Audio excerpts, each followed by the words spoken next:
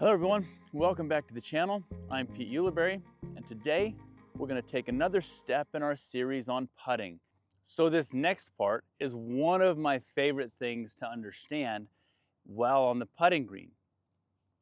Yes, how we align our body, how we align each one of our hinges to have a straighter, more true putting stroke or throwing stroke really matters. But if we don't understand that in connection with the ground we're standing on, we're going to make a lot of mistakes still. So take, for instance, when we're standing on a tee pad.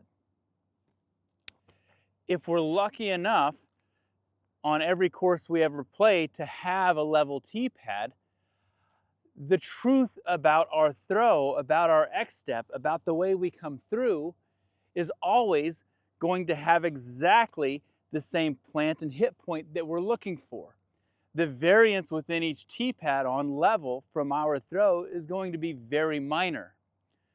But when we have a tee pad that's off level, well, then we begin to struggle and wonder why we miss left or right. So let's begin to understand why that would be from a tee pad's perspective. Let's imagine we're playing on a tee pad where the ground at the front of the tee pad is higher. The land is unlevel.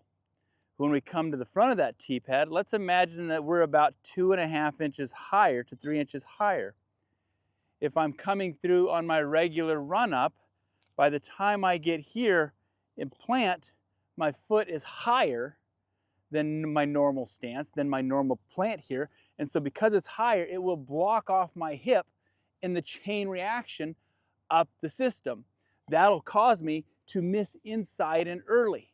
Now let's, in the opposite direction, consider a downhill tee pad. When I come off of here, I'm going to end up stepping 3 inches down. Well, when I go to my normal hit point, I'm used to landing right here.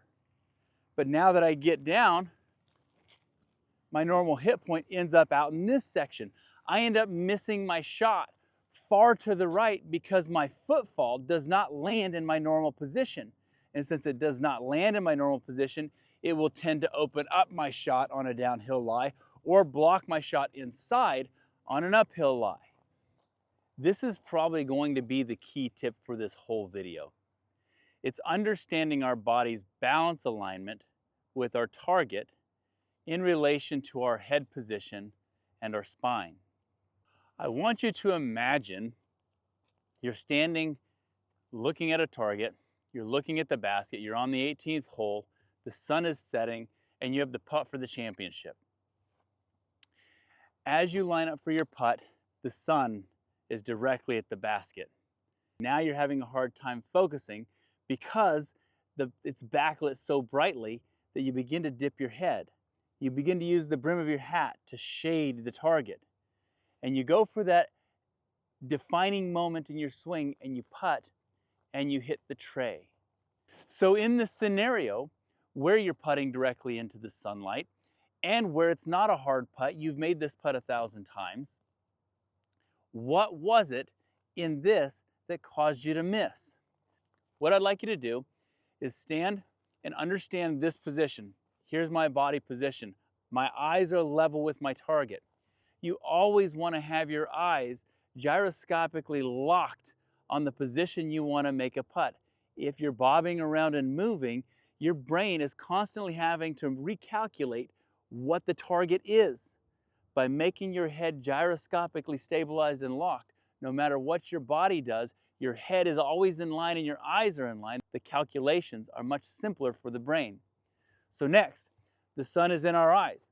I dip my head just ever so slightly so that I can manage that brightness within my eyes.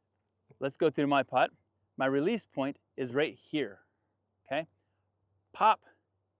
Now, with my head gyroscopically locked traditionally on this putt that I putt every day in the mid-afternoon, it's easy. But when I dipped my head, I biomechanically limited my arm's reach to a lower point. It just naturally happens. It oftentimes, if you tilt your head forward, you tilt your weight forward. Your balance goes forward. Now you're more heavily weighted on your plant leg. So when you're this way, your release point here and you dip your head, your hand will drop below and your release point will be lower and you'll typically tray putt. In my normal putting stance, I have a release point angle that is natural to me, that I'm used to hitting on level ground.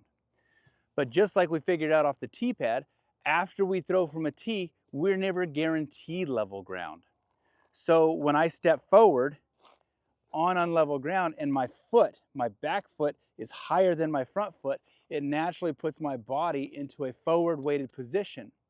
It puts me into a position where all my weight is on my foot and my hand now has to do most of the work. It's hard to get that balance right. The other thing it does is it puts my head in a much forward tilted position. And let's say it's a downhill lie but a level putt, I'm going to miss to the lock simply because I can't get my hand to my natural release point. My hand is below its natural swing plane. So the simple fix is get my head and my spine back balanced over my body more. It's going to take more weight on my legs to keep this balance. But the moment I tilt my head and gyroscopically lock it on level, I can get my hand up to the natural release point I'm used to. If my head is down, my arm and my natural hinge point is going to be limited to get to that position. If we turn around and do it uphill, I get to an uphill putt. Now my front foot is in front of my back foot and my front foot is much higher than my back foot. Whether it's an extreme angle or a subtle angle, we have to understand that this puts our body and our head into a different position, and into a different position that we naturally will fall into a comfortable position, which probably won't be in alignment with an uphill putt. So we have to take our head and align our head and our neck with the putt we want to make so that our release point, our biomechanical end point that we're used to coming to on our release, is in alignment with that target. So line my head up with the target, line my eyesight up with that. That'll also then align my neck and my spine and allow my hand to naturally come through to a natural endpoint. So to sum it all up, we now know that if our hinge points are not leading us towards the target, if our balance is not in line towards our target line, then we're working against ourselves to get to a natural, more comfortable putt. We also figured out that if my balance is too far forward or my head is tipped too far forward, it's going to be really hard to keep our normal putt at the correct height. So get our head up, gyroscopically lock on the position we want to release, and that'll help keep our spine in this position in alignment with our target, as well as keeping our balance weighted over our feet properly so that we get a more comfortable, more consistent release point. So through this series so far, we've learned and began to understand how our body and the alignment of each one of our joints helps us or inhibits us from making putts. But the next video, I really want to touch on probably the gold standard, the most important thing we can do to prepare ourselves for making putts, is building a good routine, building a good mindset. So that we can be more successful on the green, we have to build it off of the green. We have to build it in our practice. How do we do that? Well, come back in the next video and we'll start learning that. Please like and subscribe below. Leave a comment. I love chatting with you guys. Thank you. See you in the next one.